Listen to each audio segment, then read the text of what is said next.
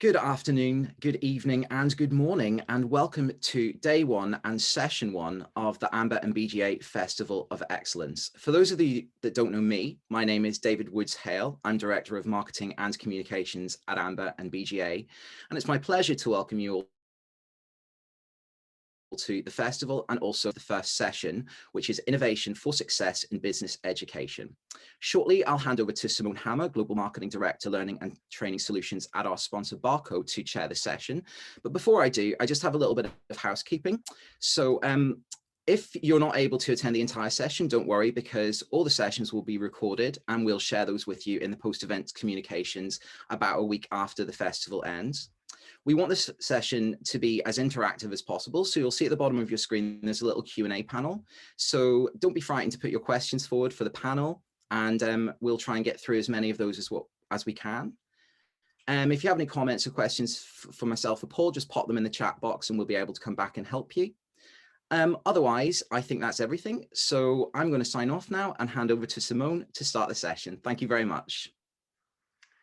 Thank you, David. So I'm excited to be here today with this magnifique panel here. My name is Simone Hammer, as David has already introduced me.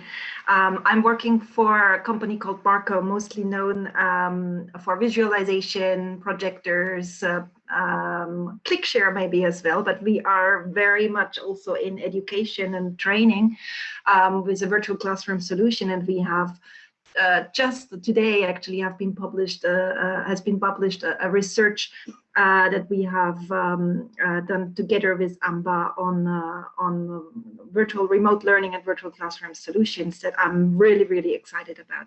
So hopping that off, it's not about me, it's about all that you will learn in this great session about innovation for success in business education. I would like to hand it over to the panelists here. Maybe you can all tell us a little bit more about yourself, about your careers. And I have got on my screen Bodo on my left side, so maybe you can hop it off. Yeah, thank you very much, Simone. Well, I'm currently based in Vienna, which you don't see, but in principle, it's a cold and sunny day with a little bit of light snow, so that's nice. In terms of career, I studied in Germany and in Manchester, Cologne and Manchester to be precise, and then worked for Deutsche Bank and Procter & Gamble. And then, of course, I saw the light, and what happens when people see the light, they become academics. So I became an academic and I went for my first job to the University of Edinburgh. From there I started to go to the United States, to Berkeley, University of California, Berkeley, then came back. My first full professorship was at the University of Wales. Then I changed again across the Atlantic to Thunderbird, the American Graduate School of International Management in Phoenix, Arizona. And from there finally ended up here in Vienna. Here I'm heading the Institute of International Marketing and Management, and also have been the founding dean of our business school, which I headed for 11 years. Wow. Oh yeah, and I'm a chair of AMBA as well. I should perhaps, given the fact that it's an AMBA BGA event, I should perhaps mention this. Thank you. Exactly. I wanted to add that here in case you had forgotten. And I would add also, you know, I'm a native Austrian, so everybody ends up in Vienna or in Austria if you. So welcome at home, where I haven't been for a long time. I'm now based in Paris. So handing it over, thank you, Bodo. Handing it over maybe to my right side, which would be Rob. Maybe you can introduce yourself and talk a little bit about your career. Thank you, Simone, and fantastic to be here today at the Festival of Excellence. So my name is Rob McCargo. I've had a very unusual, circuitous career. So I was a microbiologist at the start of my career. I was then a headhunter. I was an executive search consultant, ran my own business for a number of years. I then, my seeing the light, Bodo, was trying to save the world. I actually worked in Africa in the Ebola outbreak response as the HR leader, which was one hell of an opportunity to try to do something interesting. It prepares me not one iota for this current pandemic situation, I'm afraid.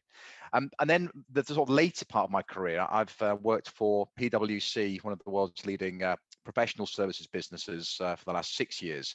and I'm the director of our artificial intelligence business. So what this is involving is really working across the breadth of our 300,000 person strong organization to apply the technology to our internal problems, but also work with our clients across all sectors to start applying the technology to their problems as well. But looking at things like the impact on the workforce, ethics, regulatory impact, and a whole swathe of other things.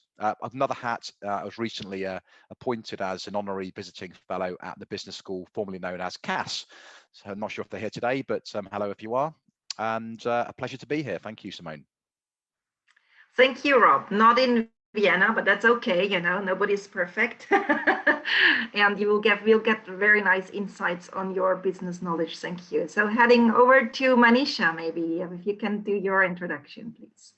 Certainly. And again, echo Rob, thank you for having me. I'm really excited to be part of the panel. So Manisha Mistry, and I'm going to start by saying I have not been as well travelled as either of you two gentlemen. And I can almost say it's not as exciting a journey either in my career. So let's give it a go though. So I'm head of digital culture in Rolls-Royce. And a lot of my time has been spent in the UK in terms of my educational part of what I've done, frequenting from the north to the south to the Midlands, in every direction.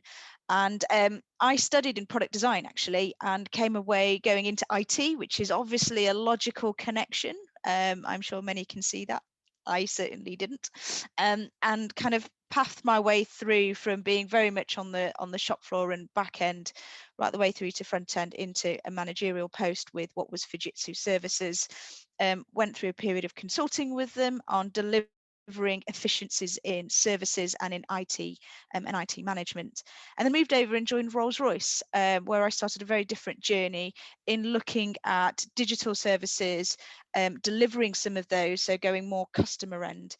And as part of that, understanding some of the efficiencies that could be brought from transformation, both in technology and also culture and behavior. So my actual role today really looks at how we think about digital literacy, unlocking human potential through automation and the kind of enhancement of what we can do as humans through technology and through capabilities such as emerging technology, AI being one. And that took me to doing a master's in business as well alongside that, and really bringing the kind of the theory into practice and so on. So yes, not as colourful. It has seen me into different countries as part of delivering that for our customers and ourselves.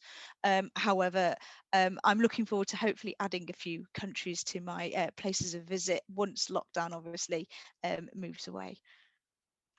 Thank you, Manisha. Very interesting to hear that we will be able to hear about how technology can even make humans better, right? And the human connection. So thank you very much. Last but not least, Frank, if you want to go, please. Sure. Simon, thank you so much. And I make you a little bit jealous because I'm here at the moment between the Austria and Bavaria in the mountains on 1,000 meters with about 2 meters of snow. The bad thing is the lifts are not running, so we are also here locked up. I started my journey as an industrial engineer by education, but my dad kept me a little bit short, so I had to make a little bit of money, especially coming after my military time from the US back to Germany. So I started as a student with a computer company called Apple Computer. So and I did everything there, from making handbooks, the first Newton, learned every day something new, especially having the European education system and the American system. And Apple at that time was a small company. And as my previous boss, Steve Jobs, said very nicely in his Stanford speech, the dots of your career and your life are connecting backwards. So I worked with Apple, my career there until 2000, created my own startup company in electronic software distribution, raised them until 350 people, merged them with a company on the stock exchange. By 2003, trust me, the IT was, after the crash, dead. It was boring. So, and the headhunter was addressing me with a nice letter, which at first I thought is a joke of my friends, because the European Space Agency was looking for a head of commercial development of human spaceflight.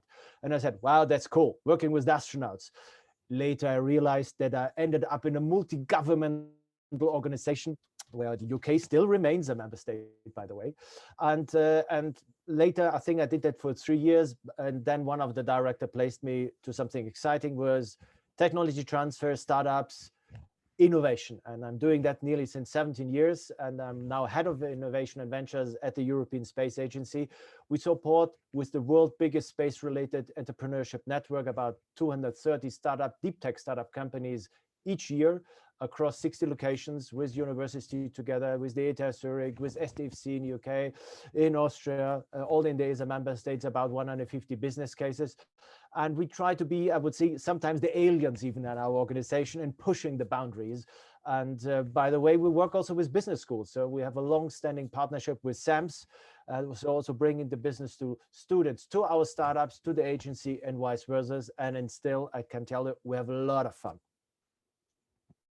Excellent, and we will have fun today, I guess, right? So maybe the first question I would like to hop it off also with you, Frank, because you've got such an extensive experience in innovation. I'm myself very interested, have been majoring in an executive MBA on innovation and entrepreneurship. So opening my own startup a couple of years ago. So my first question would be, do you think that this year has inspired radical innovation and collaboration? And can you give us some examples of what you have seen or what you have been inspired by? Yeah, and I think then, and I split that, it's an excellent question. We have ESA as a very big government organization. We have partners helping us in the startup support and innovation field. And then we have the startups and the SMEs itself. And of course, we see it different in speed. You know, ESA is a bigger tanker. Our partners are quicker, but I think our partners in the startup scene, they are light speed. And they are spread already across several countries, and they have adapted immediately. So I think this is something where also we can learn. So on the one side, we teach our startup companies certain technologies, business skills. On the other side, we should also have these feedback and adapt what our startups doing and how quickly they adapt the technology.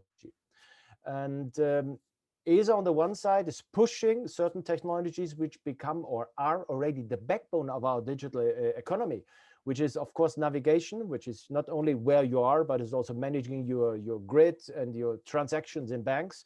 Earth observation brings a lot of data. And the biggest part, which is also done by our directors, telecommunication. When we speak about 5G, it's the terrestrial, like Vodafone, how many percentage of the planet they can cover terrestrial? 5%, 3%? So it's the 5G by satellite, which we're working at the moment, which will collect the last billions, and connecting IoT devices everywhere. So, and I think connectivity brings education, and education brings you out of poverty. So I think this is also where we are kind of a service provider in that respect. The lessons learned is, of course, as all, we have used more devices, and it's a mixture, but it's very tough. And I think this is the balance we have to do after this push of digitalization in the COVID crisis, what we bring back in the good balance. Because we still need the personal coaching. You build only a relation when you see the people. Certain things you can do online, fine, and coaching, but certain things, and I think this balance we have to find, and we have to find it together with others. Thank you, Frank. And maybe that's a good actually connection to hand it over to Manisha. Anything to add here of what you have seen or what has changed over 2020 and what has inspired you? No, I think, Frank, you really picked up on an important point around the human interaction, as much as there's obviously the fly of our startup communities and our accelerators. I suppose one thing I have seen from 2020 moving into 2021 is this sudden urgency of need in organizations to get deep tech understanding quickly. And maybe that is either through partnering, but in a lot of times M&A, how do we bring these, new startup ventures in place, because they already know what we need or are already doing that. And it's quicker to have them than to do it ourselves almost. But the challenge with that is you're talking about two very different business models and operations trying to come together. And let's be very, very clear, quickly you squash that energy, that acceleration, because you're so busy trying to help it cultivate it, you're actually strangling it. And so you don't see that in the digital world. You don't see that through Zoom or through other conversations, because they're already wired. There's a way of them operating that isn't visible through the technology stack. And when you're still trying to learn that, what you're doing is you're hampering that innovative spirit. So there's a real balance now that I think organizations, certainly from my experiences, are having of how do we allow these people to come into a world that we've cultivated over years and years of experience, right? And built to a point where we're safe in the sense of where we're operating, but we know we need to shift, versus they're used to volatility. They're used to just changing the direction instantly without worrying about all the predicating processes or models or practices around it, and have them do that with us, not to us. That these are the kinds of new areas of focus I think we're going to need to start seeing coming through business schools in terms of helping our people to educate and understand and learn how to bring into the flow of work. Thank you, Manisha. Yeah, and this is actually, I would like to hand it over to Bodo, right, to get the view on the higher education sector and business schools. I mean, how do you see it, and how do business schools prepare actually for that, or have they been prepared? What is your view on that? Well, I think, first of all, the COVID crisis was, from my point of view, a very big accelerator. So we had a number of tendencies which were already visible, very well visible. For example, more online teaching, etc. But it was like a sudden, huge field experiment where everybody had to be dragged in. And what we saw is that we went through stages. Number one, there was a panic stage. How do we cope? How can we do this? Number two, I think after the panic was, oh, that actually has worked quite well, and let's experiment a little bit and make it better, etc. And now what we observe is that people start getting much more familiar with technology and are willing to try things out. So what I observe particular is an attitudinal change where they say, okay, Zoom is fine, but what can we do in addition? You know, can we use virtual reality in order to show people, for example, STEM students, how a bazaar looks in Morocco? Or can we use artificial intelligence in order to tailor the program for the specific needs of students when they come in? So literally individualize programs, etc. So there's much more willingness to try out what is possible than before. And this, I think this attitudinal change has been very, very important. Thank you, Bodo. What we can see also as a solution provider is this very quick adoption that we didn't think was possible actually in the education sector. So very often faculty or teachers were thought to be very, let's say, technology adverse, right? And the pandemic has made that they had to hop actually off a different solution. But of course, that's what we call digital enablement. And now we are looking into digital transformation. I think that's what you voiced very clearly here is now we have to think of, okay, there were really nice things that have happened over the last year from going online. And that's also what the research that we have done has shown. And what can we take away, right? And what are the good things actually that we can continue? All right, thank you, Bodo. Maybe next question a new question for Rob would be, it is it is vitally important that we learn from the crisis, and also that we ensure steps taken now enable us to provide continued value to our customer. Also that the employment for our colleagues. What have been your biggest learnings over the past year from a business perspective, and what happens there? Well, I mean, I love the phrase that Bodo used there about being dragged into this massive field experiment. We have, haven't we? Everyone had to pivot to remote working within 24 hours. We had to move our 300,000 people to remote setting immediately. And I agree with the earlier comments. This has absolutely accelerated many of the digital transformation programs. I'm sure, Manisha, you've seen it in your organization. And in some cases, things that were on the roadmap for 4 years down the road have been dragged to immediate action, which has been really quite exciting. And speaking about radical innovation, this has been radical innovation by necessity, not by aspiration. So that's really been an exciting place to be in. I think the critical bit now looking forward, and I keep hearing this phrase, get back to normal. And I think if we're being candid, there is no getting back to normal now. And I think what you'll start seeing is a stratification of companies who have a different mindset about the return to normal post-COVID-19. So I think there will be some laggards who will be desperately trying to get back to a semblance of normality, getting people back into the office in the same format as they were before, and seeing this as a blip, but one to park. I think you'll see on the extreme end, companies entirely reinventing their business model. We've already seen companies entirely disinvest from their real estate portfolio and work to an entirely virtual setting, move with maybe one catch-up meeting a month in a central location. I think the reality, though, is somewhere in the middle. Our organization is going to be radically different, but we're still, as I think it might have been Bodo said before, we still need to have some face contact. My biggest concern in particular is the more junior staff, the younger grades. And I think about me and my peers and social capital over the course of our careers in these corporates. I'm sure the same applies to Manisha and Frank in their organizations. So this has been fairly easy. We have greater access to our peers than ever before, but people coming into the workplace for the first time, this is my biggest concern, that we properly cater for them and we enable that ability to build social cohesion, social capital, and don't just immediately go too far down the digital track and forget about that essence of humanity that sits in the heart of our enterprise lives. Okay, thank you, Rob. I'm just bringing in a question or a comment actually from Joseph, who is participating to this, listening to us, saying going back to normal. Was it normal what we had before COVID? Any comments from any panelists here on that one?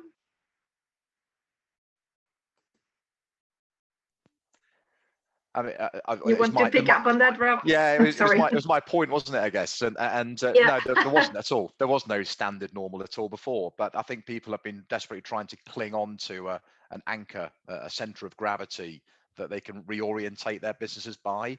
But no, Joseph, they're absolutely right. There was no normal. There's no going back to normal. There was no consistent normal before. It was a mirage. But it's more, I think, code for return to orthodoxy and traditional practices, rather than taking this as a catalyst to dramatically reinvent your business model. And I think, Rob, I like this social capital. I would even say everybody has a kind of social bank account. You know, where when you become older in your career, it's fuller, and you can really utilize these connections. If you're younger, you have to fill it up somehow. So I think when we go into the future, we have to see how we teach them. To a certain extent, you can do that online. On the other certain extent, you have to do it face to face. So what we try, and I think this is, something with this business school, with the technology we have now, how we can balance it off with one-to-one coaching. I remember that I had a discussion with the vice president of the ETH Zurich, and when he has his lecture, and in his career as a student, he was a comedian. That does help if you do remote teaching. So I think we also have, and I think this is something where all the students be touched. So how to interact, how you bring the energy across the camera, which is much harder than in the audience, how you can have interactions.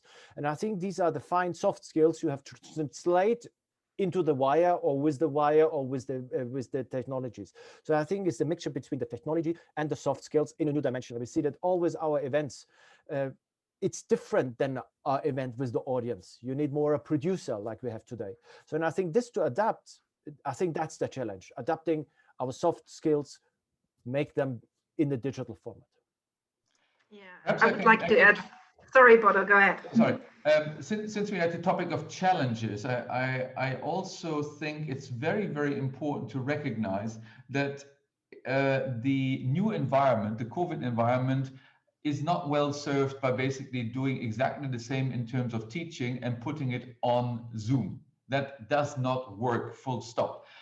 Because you can't lecture, at least normally, for 2.5 hours without losing people on Zoom. The second thing is we often forget is the actual practicalities. I had a class where I had participants from California and from China in one class. Now, normally they come to Vienna and they're all nicely sitting here at VU and they're taught in the classroom. Now, in the new environment, one of them, at least a few of them, had to get up in the middle of the night. So time differences can't just be ignored, number one. The other thing, which I think is very, very interesting, is the impact of competitiveness, because students can log in to, if they're in Europe, for example, to a university in California or university in China or university in Vietnam, and can pursue courses there. So suddenly you have a very, very different competitive environment, because universities are not necessarily chosen based on geography. They're based on brand, what they have to offer, and where they are becomes a secondary issue. So that will, from my point of view, be leading to a very, very radical change in the competitive landscape we have over the next few years.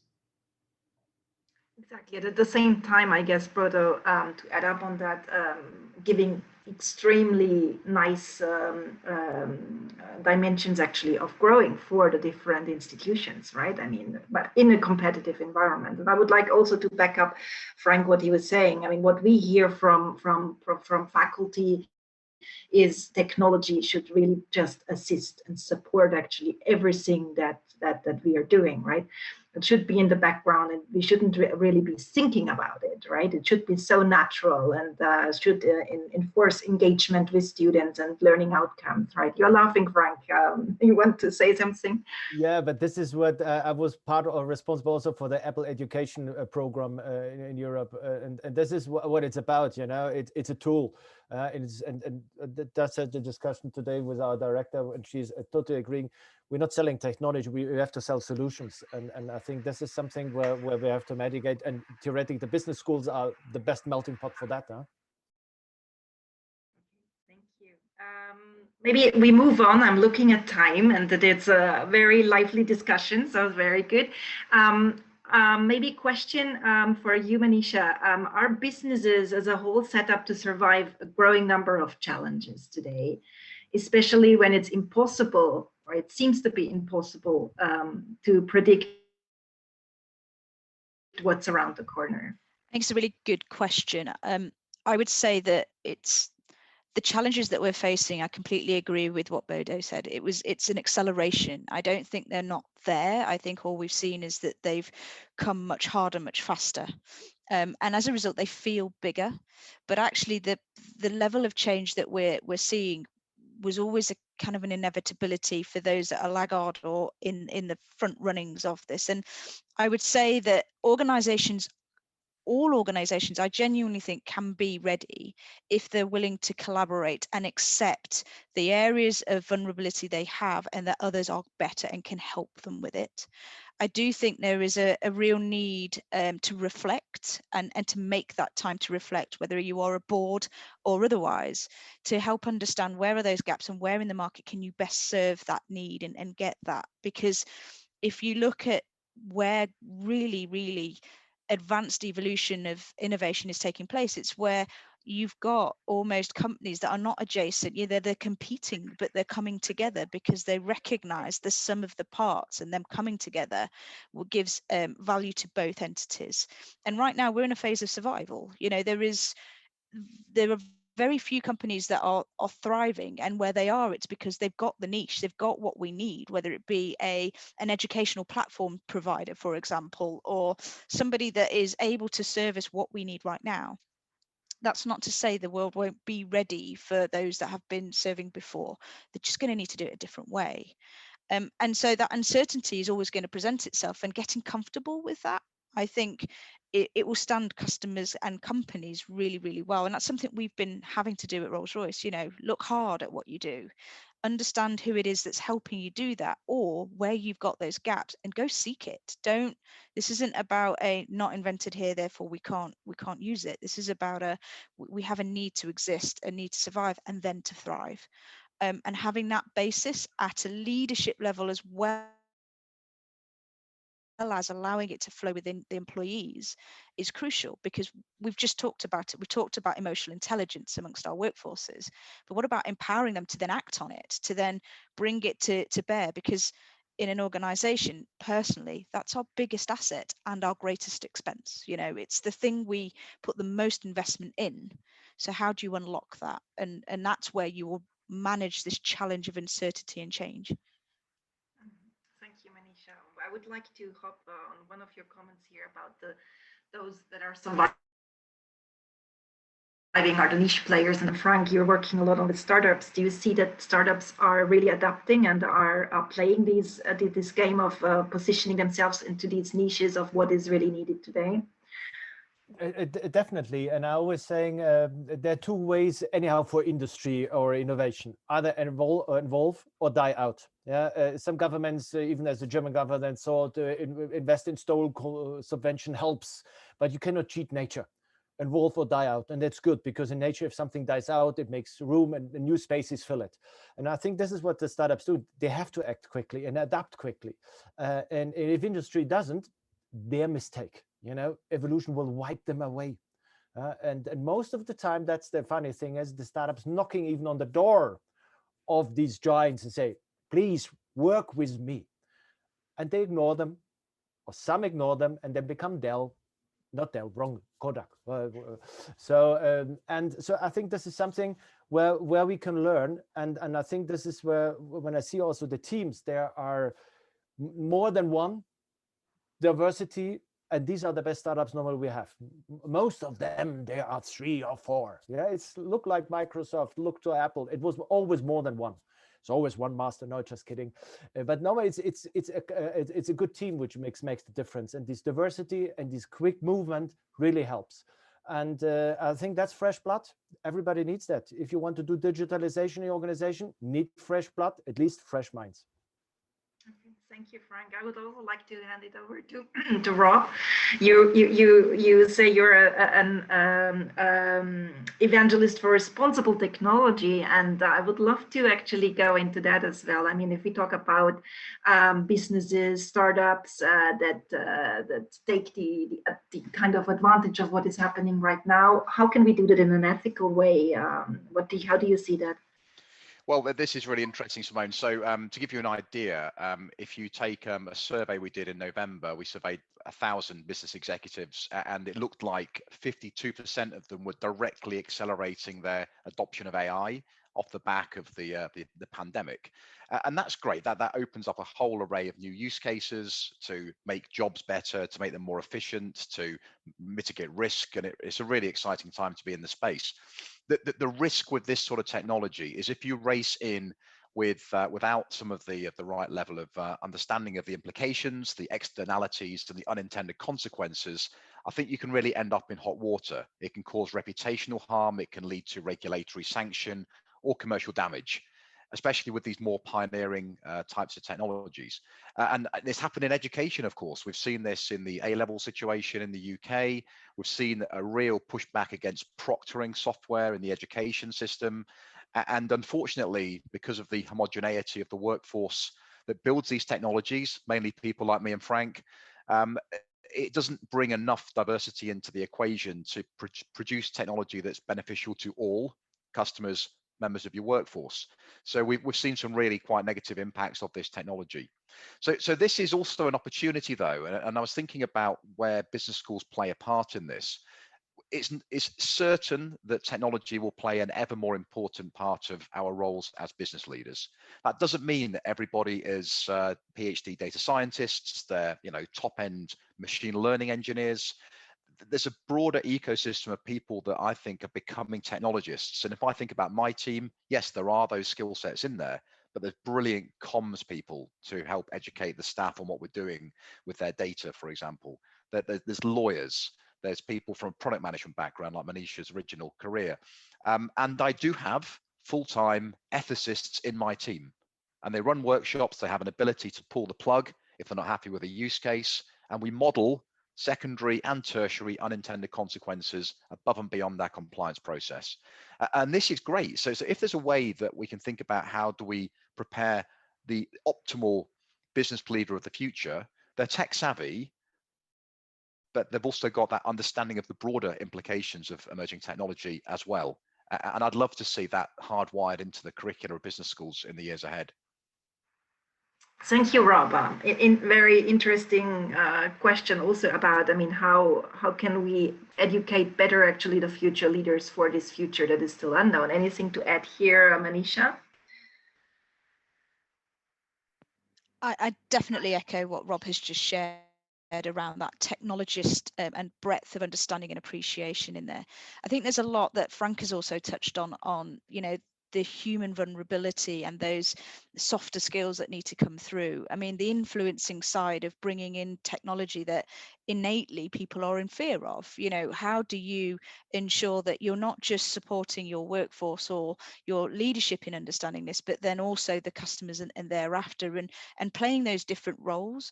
Because I actually think that whereas traditionally maybe the more senior you got, the more strategic in your thinking, but actually it's in the others that are doing. I actually think you have to roll your sleeves up. I do feel that you need to be visible, you need to be present and engage in some of these activities. So knowing what it's like to put those shoes on and to feel what it's like to walk in them is really, really key here. So doing the storytelling, how you position and you shape those bits is crucial. But then also the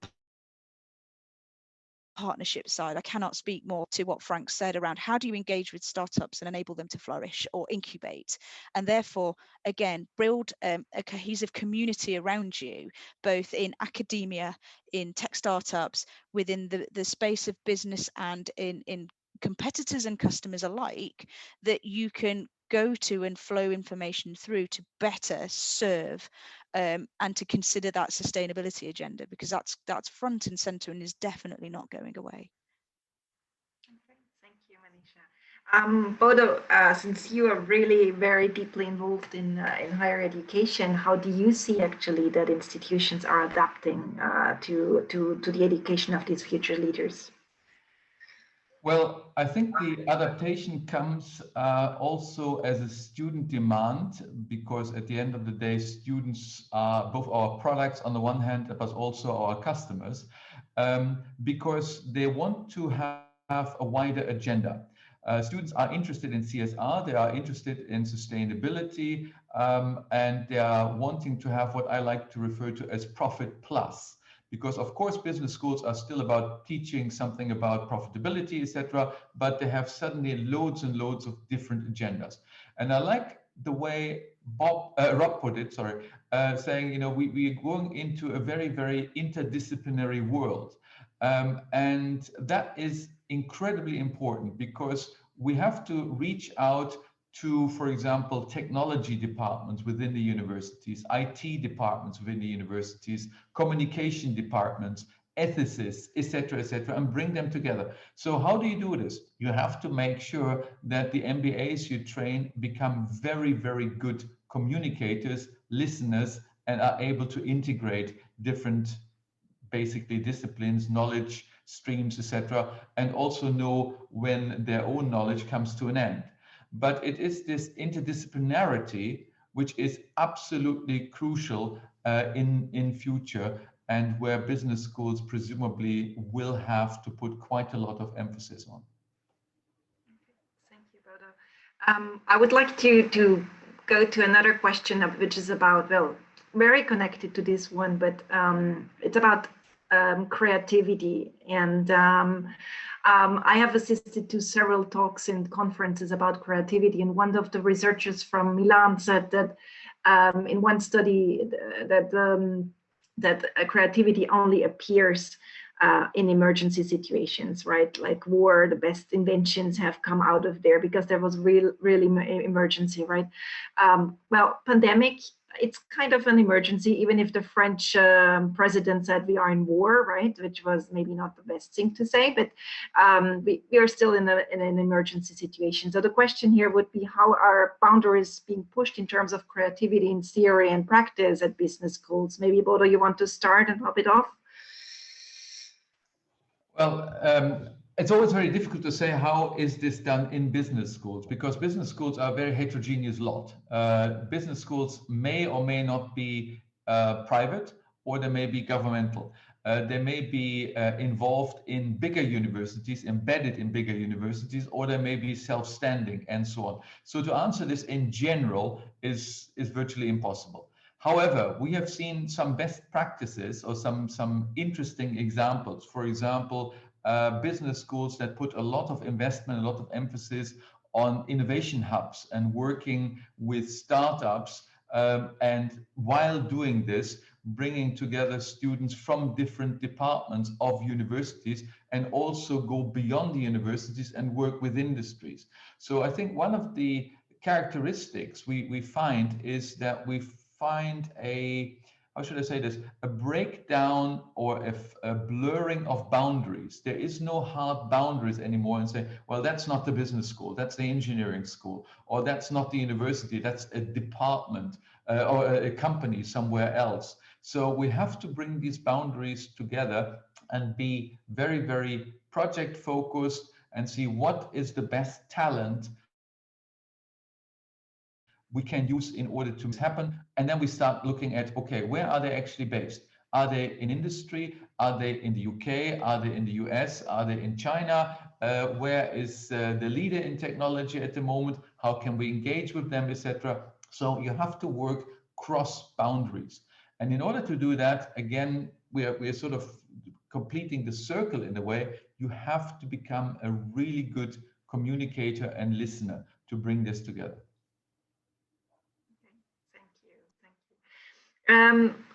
One question that that is very close to my heart as well is failure. It's a question about failure and how can we learn actually from failure, and what about risk mitigation, right? Do we need to mitigate risk, or is it better actually to fail and learn of it? Maybe Frank, hand it over to you. I love this one. And this is, it goes back because pressure is good. Diamond is a piece of coal which was become something valuable under pressure. So pressure, I love pressure. It keeps moving things. But on the other side, you need also a mousse when you are very innovative. Failures are part of it, and this goes along. Trust me, we hate failures in space. We are super conservative because when 3% of the rocket is payload, the rest is rocket. Yeah, so and 90% is just propulsion, fuel. So it has to work because there are people sitting on the top of the rocket. However, you do a lot of testing and failure testing until you go there.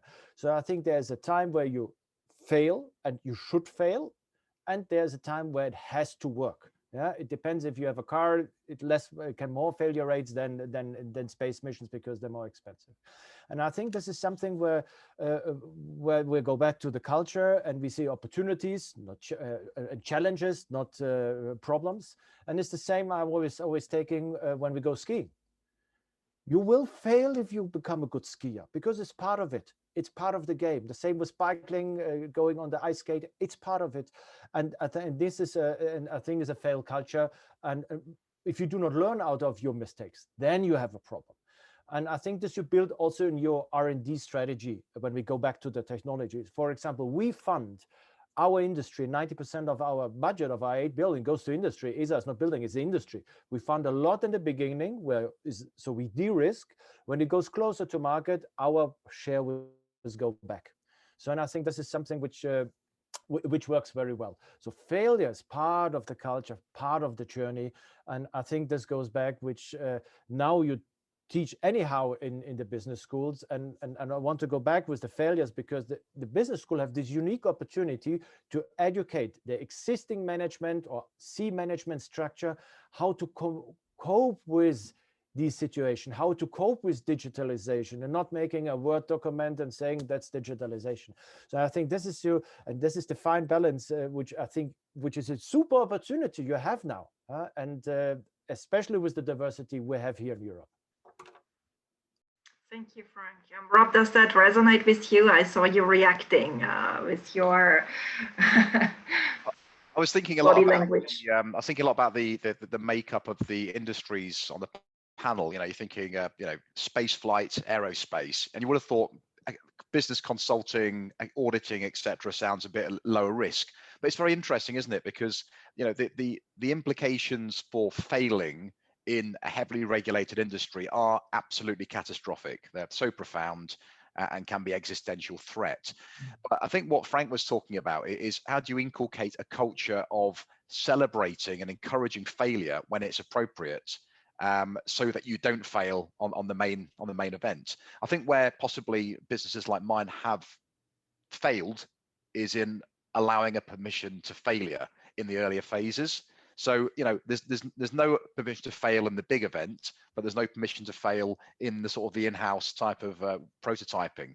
So that's been a big move. I think businesses like ours have been on the last few years, to really not just allow it and turn our backs to it, but really we have to fail. If we're not failing, we're not moving on, and we won't succeed. So I think that permission and that ability, as I think Manisha was saying, around you know, role modeling, you know, allowing leaders to show that this is an important part of the development cycle, it is critical as well. The other thing I was thinking of, we've spoken a lot about learning from external parts of the ecosystem, so startups who are moving at light speed compared to us big lumbering giants. I also think there's something about listening internally to your maybe more junior people and the younger staff. So in times gone by, hit a big iceberg like a COVID-19 situation, and the leaders would take action. There's no rule book on this, is there? There's no guidebook of how to navigate through these perilous straits.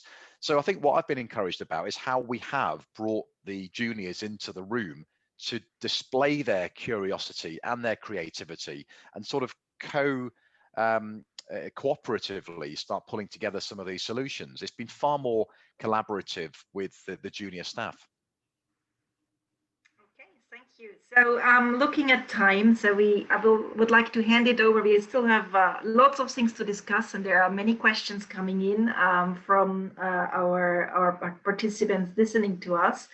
And I'll start it off actually. First question, and maybe Manisha, for you, do you think business schools are cautious in their levels of readiness for the fourth industrial revolution? Do you think they make the right decisions for that?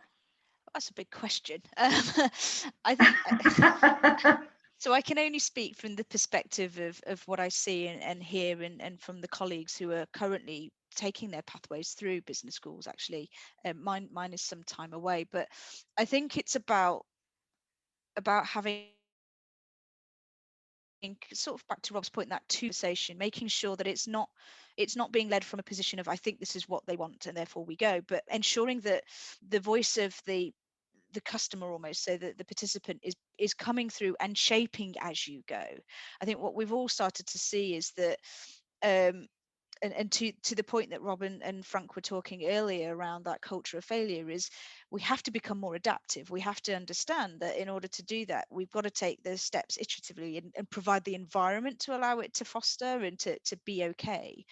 And so it's whether the business school is doing that, whether there is, you know, those pulse checks that are happening frequently enough that are acted on, so that you're almost putting it into practice as you go. Because I think doing so would then allow for that adaptation to the new world that we're moving into, the accelerated world, if I stand corrected, and for you to progress that in. Because I do think there's some elements that now have greater focus than they did before. I'm not suggesting that they weren't there before, and I think that's the difference here. Odo, do you want to add up on this with the view of the chairman of AMBA? Well, I think going back to failure, of course, being in Vienna, and Simone, you come from Vienna, we should not let this discussion pass without mentioning Joseph Schumpeter and his creative destruction, where this is already in the theory for a long time, and basically pointing out that failure is actually a very healthy and natural thing. But coming back to business schools specific, I think there is much more of a culture of let's try this, and if it doesn't work, let's try something else. So basically try lots of things and then fail quickly and then try something else. And this is much more acceptable now, and I think it's a very healthy way of trying to deal with uncertainty. Because nobody knows what's really the best technology to use, what is really the killer application which is on the horizon. So let's try how this works in our market. Let's try this, and if it doesn't work, change away. So this try a lot and fail quickly mentality, and then move on, is something which we need to teach and hopefully also live in business schools. I can only agree. If you want to predict the future, the best is investing into it. And the proposal I can give, which we also do internally, but also to other industry, try in every organization, in yours, who is the chief devil officer, you know, who pushes the boundaries and has maybe the carte blanche to be a little bit nasty and say, why are we doing this? Can we do it different? So I think Alan Groves once said when he was boss of Intel, as a CEO, you have to be panic paranoid. Maybe not panic, but paranoid a little bit is good, because then you're ahead of the crisis, not in the crisis, because in the crisis always bad, means lay off people and everybody who's doing sport. If you're behind, you go out of breath. So I think not the chief innovation officer, the chief devil officer, because that gives also the power from the top. There's somebody allows failure and even pushes for failure. Thank you, Frank. Question here. So Rob mentioned a return to orthodoxy. What do the other panelists think will be the lasting impact on business schools when the pandemic is over? Who wants to pick it up? Well, perhaps I can come in. I don't think there is a return to orthodoxy, and I think some different members of the panels have essentially expressed this. What we face in the future will not be just a return to quote unquote how it was before, if that even was labeled as normality. I think it will be a hybrid. Technology will definitely play a much bigger role in what we are doing. But I don't think that we will completely go technology only, because people have a natural desire to meet and to interact. And universities, for example, if you go back to the undergraduate side of universities, are so much more than just learning from courses. There is the socializing, the first time living away from parents, the first girlfriend, boyfriend, whatever. All this comes in the package. And I think it would be, we would underestimate this if we say, okay, just put a lot of online courses onto these kids and make sure that they're picking up as much as possible. That's not what education is about. On the other hand, if you're already well in your studies and you know people, you have interacted personally, of course you can make technology work for you in a much better way. So it really depends very much where you are in your educational journey. Final comment, also we should not always think about education as finishing when you graduate.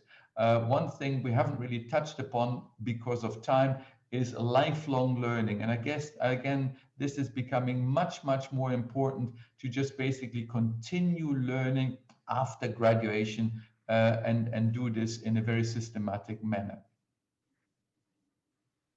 Thank you. Thank you, Bodo. And maybe there's another one for you, and I keep you speaking.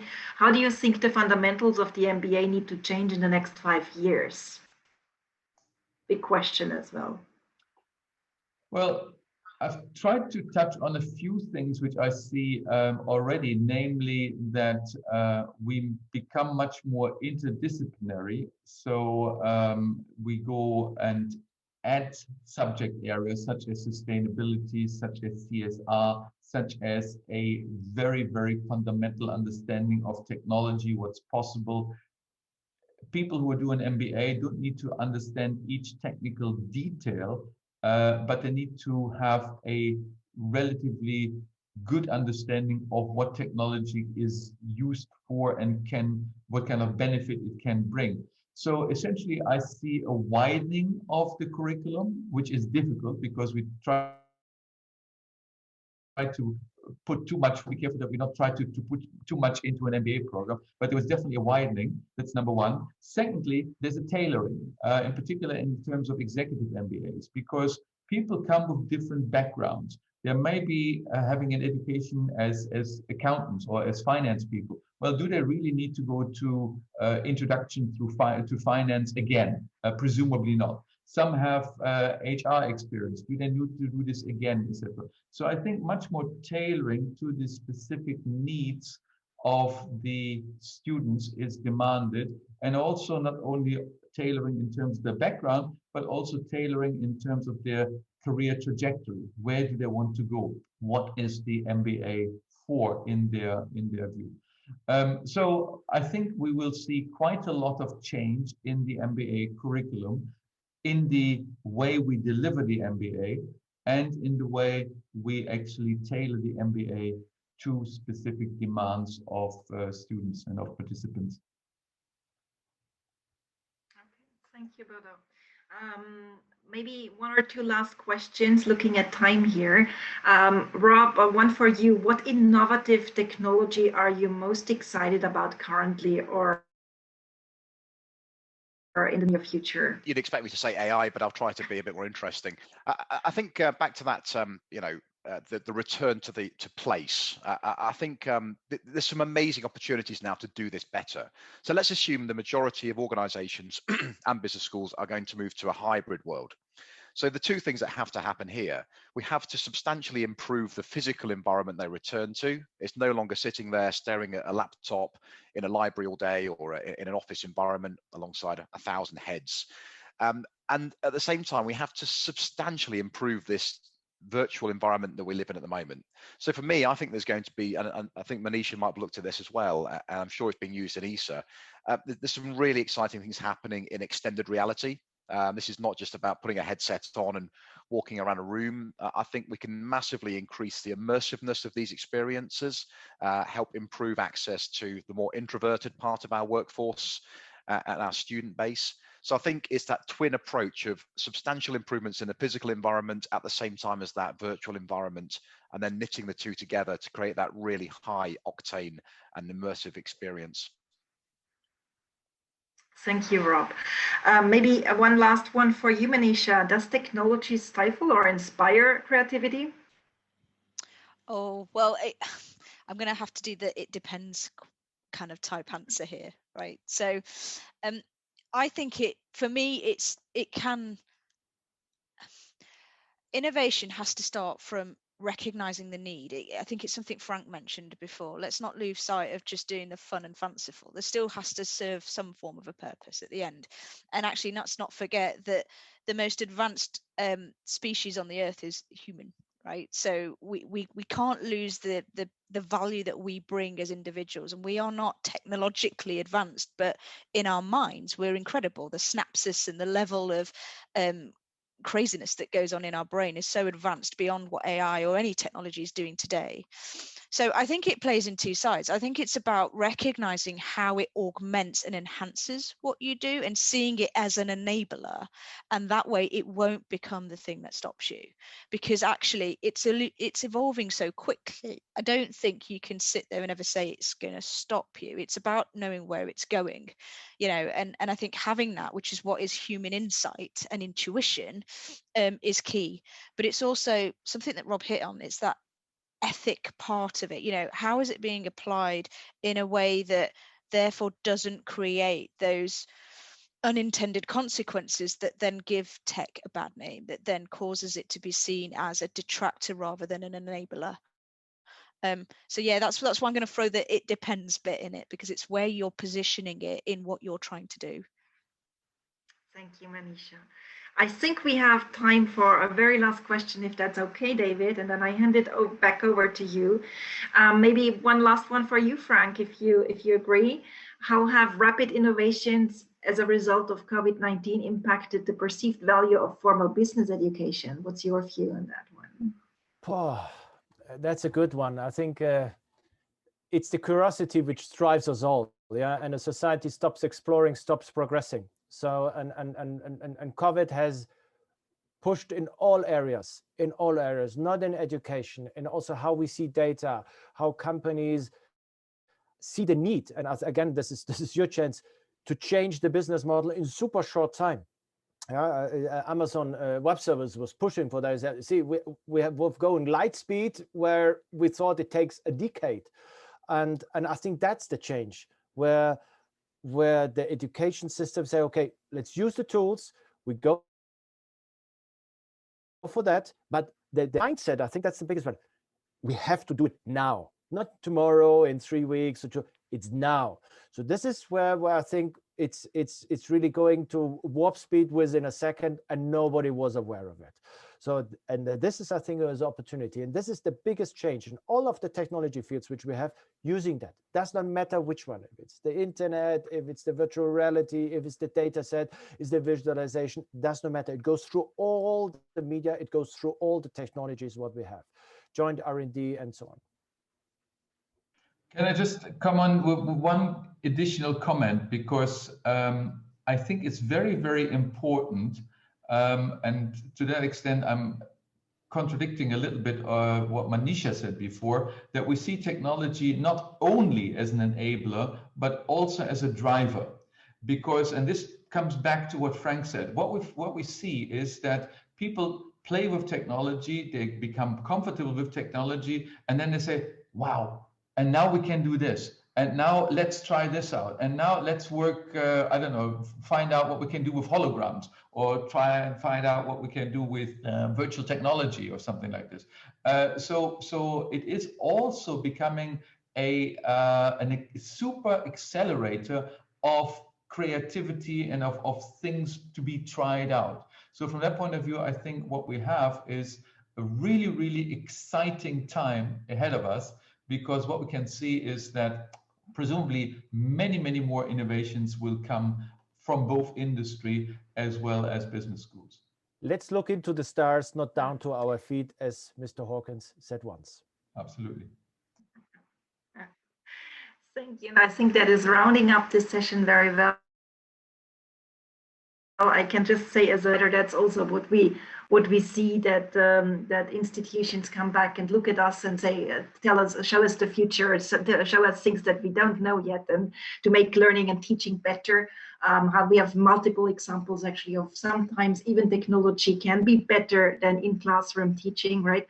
I also invite you again, and David, you will back that up, I think, to read the research that was just published and that we have done together with AMBA. And I hand it over to you. I would like to thank the panel, everybody. It was a real pleasure actually to chair that. Thank you for the insightful discussion, your viewpoints, and I hand it over to David. Thank you. Thank you, Simone. Yeah, just once again, thank you, Simone, and all the panelists, Rob, Manisha, Frank, and Bodo, for taking the time to speak to us this morning, and especially Simone for your support and Barco's support for this festival. And this is what makes it all possible. So very, very many thanks from me and the rest of the team for that. Just a couple of pieces of housekeeping. As Simone mentioned, we have released some research this morning looking into the impact of education technology on the future of business education. You should have all received an email about that if you're on a mailing list. If not, drop me a line at d.woods@associationofmbas.com and I'll send that across to you. Secondly, we'll look forward to seeing you for 2 more sessions later today. So the first one is at 2 p.m. GMT, and that's A Brighter Future, Culture, Diversity and Inclusion. And the second one is at 3:30 p.m. GMT, and that is Strategic Business School Partnerships. Now, you should all receive an email from Zoom, which will say the name of the session, session 2 or session 3. So just make sure you click on the right link to attend the right session. As I mentioned, this session is going to be recorded, so if you missed anything, we'll send that to you. But all that remains for me to say is thank you once again to Simone and our amazing panel. Thank you for all your questions and your interaction. I think that makes all the difference in these sessions, as everyone should agree. And I look forward to seeing you later on. Thank you once again, and goodbye.